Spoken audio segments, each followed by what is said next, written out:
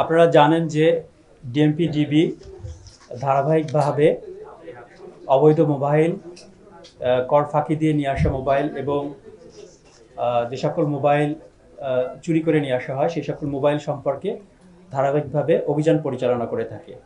এরই ধারাবাহিকতায় গত 7 তারিখে ডিবি মিরপুর একটি অভিযান পরিচালনা করে। সেই অভিযান পরিচালনা করে ডিবি মিরপুর বিভাগের সংঘবদ্ধ অপরাধ, গাড়ি চুরি প্রতিরোধ ও উদ্ধার টিম।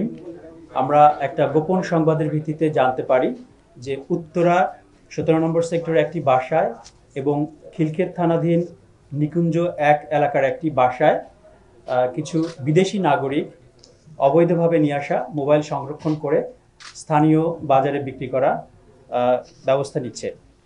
তারই প্রেক্ষিতে আমরা উভয় জায়গাতেই অভিযান পরিচালনা করি এবং উত্তরা 17 নম্বর সেক্টরে অভিযান পরিচালনা করে একজন চাইনিজ নাগরিককে গ্রেপ্তার করি এবং সেখান থেকে আমরা 58টি আইফোন উদ্ধার করি।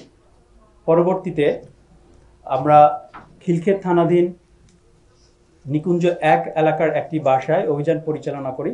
সেখান থেকে আমরা 2 জন চাইনিজ নাগরিককে গ্রেপ্তার করি। পাশাপাশি সেখান থেকে আমরা 305টি আইফোন উদ্ধার করি এবং বিভিন্ন যন্ত্রাংশ এবং আইফোনের বিভিন্ন পার্টস সংযোজন করার জন্য যে ধরনের মেশিনারিজ ব্যবহার করা হয়ে থাকে সেগুলো আমরা উদ্ধার করে থাকি।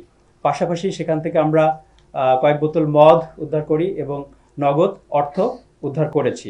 আমরা তাদেরকে প্রাথমিকভাবে জিজ্ঞাসাবাদ করি এবং এই জিজ্ঞাসাবাদের মাধ্যমে জানতে পারি যে স্থানীয় কিছু এখানকার যারা মোবাইল ব্যবসায়ী তারা এই ঘটনার সাথে যুক্ত রয়েছে বা এই ব্যবসার সাথে যুক্ত রয়েছে। তাদের কয়েকজনের নাম আমরা পেয়েছি। আমরা তদন্তের স্বার্থে এখনই আমরা এই নামগুলো প্রকাশ করছি না, পরবর্তীতে তদন্ত শেষে আমরা এই নামগুলো আপনারা জানতে পারবেন।